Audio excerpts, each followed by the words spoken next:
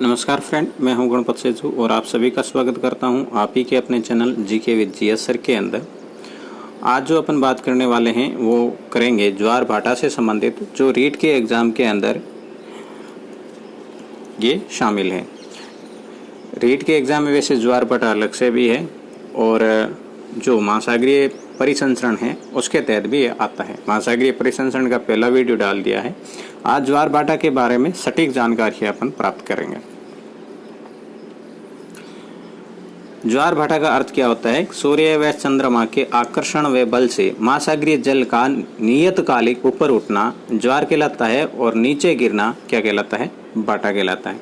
समझ लेते हैं। देखो, सूर्य और चंद्रमा के आकर्षण, तो पहली बात तो ये पता चल गई कि ज्वार भाटा आते क्यों हैं। तो सूर्य और चंद्रमा का जो आकर्षण बल है उसके कारण ही समुद्र के अंदर, महासागरों के अंदर ज्वार भाटा आते हैं। अब ये जो महासागर है इसके अंदर नियतकालिक है, मतलब निश्चित समय पर है। महासागरीय जो जल है उसका ऊपर उठना क्या कहलाता है? ज्वार कहलाता है। और जो ऊपर उठा हुआ जो जल है फिर नीचे गिरेगा उसे क्या कहते हैं? भाटा कहते हैं। ज्वार भाटा आते क्यों हैं, इसका क्या कारण है? तो ज्वार भाटा आने के कारण एक तो प्रत्यक्ष कारण है। प्रत्यक्ष कौन सा है? जो अपन ने पढ़ा भी अभी कि चंद्रमा व सूर्य का आकर्षण बल है, इसके कारण ही मुख्यतः ज्वार भाटा आते हैं। दोनों में के बल में 11:5, 11 तो है चंद्रमा का और सूर्य का है वो 5 बल है। मतलब चंद्रमा का बल जो है सूर्य से 2.17 गुना अधिक है। क्या आकर्षण बल है? यहाँ पर चंद्रमा का आकर्षण बल कितना है? तो 11 है और उसके बदले में सूर्य का आकर्षण बल कितना है? 5 है। तो चंद्रमा का आकर्षण बल अधिक है। इसका कारण है कि चंद्रमा जो है पृथ्वी के बहुत नज़दीक है। नज़दीक होने के कारण है वो अपनी ओर आकर्षित ज़्यादा करता है, जल को अपनी ओर खींचेगा, तब क्या आएगा? ज्वार आएगा। तो पहला तो कारण हो गया चंद्रमा व सूर्य का आकर्षण बल है, इसके कारण ज्वार भाटा आते हैं। अब दूसरा अप्रत्यक्ष कारण क्या हो सकते हैं? तो अप्रत्यक्ष कारण के अंदर है पृथ्वी के घूर्णन से उत्पन्न अपकेंद्रीय जो बल हैं उसके कारण क्या आते हैं? ज्वार भाटा आते हैं। तो दोनों ही वजह हैं, एक तो चंद्रमा व सूर्य का आकर्षण बल और दूसरा है पृथ्वी का जो घूर्णन है, गति है, उससे जो अपकेंद्रीय बल लगता है उनसे भी ज्वार भाटा आते हैं। ज्वार भाटा आने का समय क्या होता है? इनसे संबंधित क्वेश्चन जरूर आता है अपने। पृथ्वी अपने अक्ष पर 24 घंटे में एक चक्कर पूरा करती है। पृथ्वी है 24 घंटे में कितना चक्कर पूरा करती है? एक। समझ गए।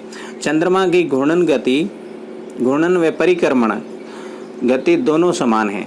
देखो, पृथ्वी की ऐसी नहीं है, परंतु चंद्रमा की घूर्णन और परिक्रमण गति दोनों ही समान है, जो कि कितनी है? 27.5 दिन की है। ठीक है। चंद्रमा की घूर्णन गति का ज्वार भाटा पर कोई प्रभाव नहीं पड़ता, ये ध्यान रखना। घूर्णन गति तो किसकी प्रभावित करती है? पृथ्वी की करती है। तो चंद्रमा की घूर्णन गति है ज्वार भाटा को प्रभावित नहीं करती है। तो क्या करता है? ये जो बल है वो अपनी ओर जो आकर्षित करता है, उसी से चंद्रमा का ये प्रभाव पड़ता है। पृथ्वी के प्रत्येक स्थान पर प्रतिदिन अर्थात 24 घंटे में 2 ज्वार भाटा आते हैं। पृथ्वी पर 24 घंटे में कितने ज्वार भाटा आते हैं? तो ध्यान रखना, 2 ज्वार भाटा। प्रत्यक्ष व अप्रत्यक्ष, एक तो प्रत्यक्ष आता है और एक अप्रत्यक्ष आता है। एक ज्वार के बाद दूसरा जो ज्वार आएगा उसके अंदर 26 मिनट की देरी से आता है। एक ज्वार के बाद दूसरा जो ज्वार है, एक ज्वार उठा तो दूसरा ज्वार यदि उठेगा तो इनके बीच की जो दूरी होगी, मतलब अंतराल जो होगा वो कितना होगा? 26 मिनट का होगा।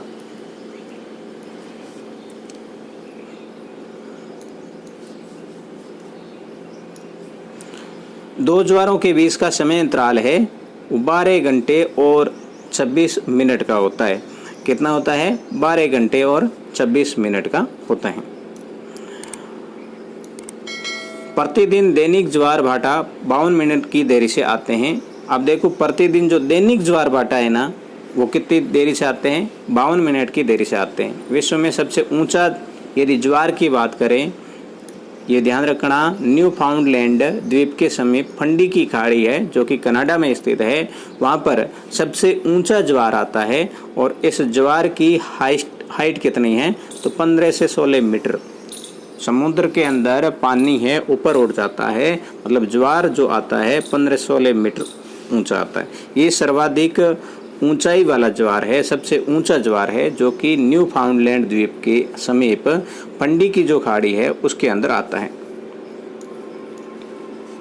विश्व में सबसे ऊंचा ज्वारीय परिसर, देखो सबसे ऊंचा ज्वारीय परिसर अर्थात अंतराल जो है वो फंडी की खाड़ी में ही होता है।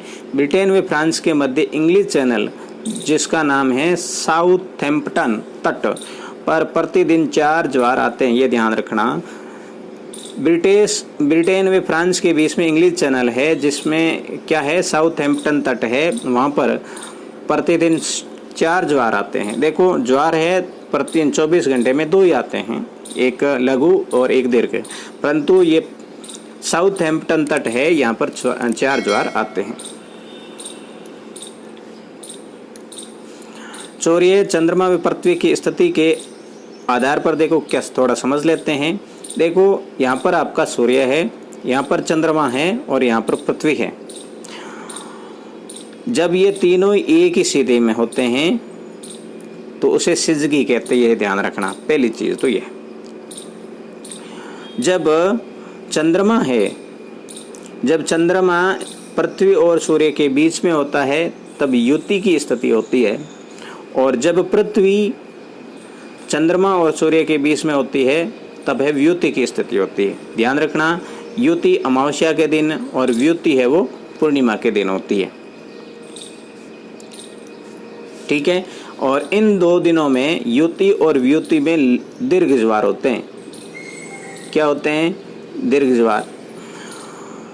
अब यहाँ पर है कृष्ण पक्ष की सप्तमी अष्टमी, शुक्ल पक्ष की सप्तमी अष्टमी, इनके दिन है लघु ज्वार आते हैं जो कि सूर्य से 90 डिग्री का एंगल बनाते हैं, ठीक है ना। सूर्य, पृथ्वी और चंद्रमा है अपने आप में कितने डिग्री का एंगल बनाते हैं? 90 का, 90 डिग्री का बनाते हैं। समकोण में रहते हैं तब लघु ज्वार आता है, और सरल कोण में रहते हैं तब 180 डिग्री का दीर्घ ज्वार आता है।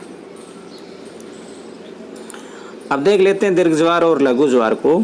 दीर्घ ज्वार जब सूर्य, चंद्रमा व पृथ्वी तीनों के एक सरल रेखा मतलब 180 डिग्री कोण में होता है तो उसे सिजगी की अवस्था कहते हैं, जिसमें सामान्य से ऊंचा 20% ज्वार आता है। मतलब दीर्घ ज्वार आएगा कब? सिजगी की स्थिति में। सिजगी कब होती है? सूर्य, चंद्रमा और पृथ्वी तीनों ही एक ही लाइन पे जब आ जाते हैं। ये प्रत्येक चंद्रमास में 2 बार आता है जो कि अपन ने देखा था अभी, और 2 बार भी कब? एक तो अमावस्या के दिन और एक पूर्णिमा के दिन। फिर आपका लघु ज्वार है। लघु ज्वार है जिसे नीपटाइड कहते हैं, जब सूर्य, पृथ्वी व चंद्रमा के समकोण में रहता है। ये सूर्य है, यहाँ पर आपकी चंद्रमा है और यहाँ पर है वो पृथ्वी है, तब ये क्या है? समकोण की स्थिति में रह गए और इस स्थिति में लघु ज्वार आता है। सामान्य से 20% नीचा ज्वार आता है जो प्रति मास 2 बार होता है, सप्तमी, अष्टमी, शुक्ल और कृष्ण पक्ष दोनों में। फिर आपके युति देखते हैं। युति क्या होती है? जब सूर्य तथा पृथ्वी के बीच चंद्रमा होता है, सूर्य और पृथ्वी के बीच में जो देखा था चंद्रमा होता है, ये सूर्य है, ये पृथ्वी है, और इनके बीच में जब चंद्रमा होता है तो ये स्थिति युति कहलाती है,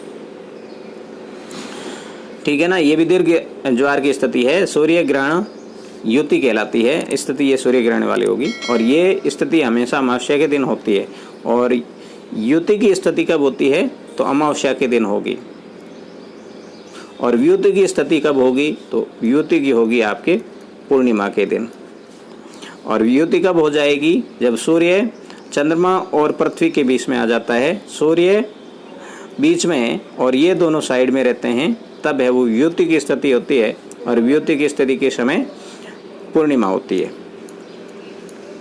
तो ये था अपना ज्वार और बाटा, शॉर्ट एंड स्वीट जितना क्वेश्चन पुटअप होना है इनमें से हो जाएगा। वीडियो को ज़्यादा से ज़्यादा शेयर कर दीजिएगा और चैनल पर नए हैं तो सब्सक्राइब ज़रूर कर लीजिए। मिलूंगा नेक्स्ट वीडियो में, तब तक के लिए जय हिंद, वंदे मातरम।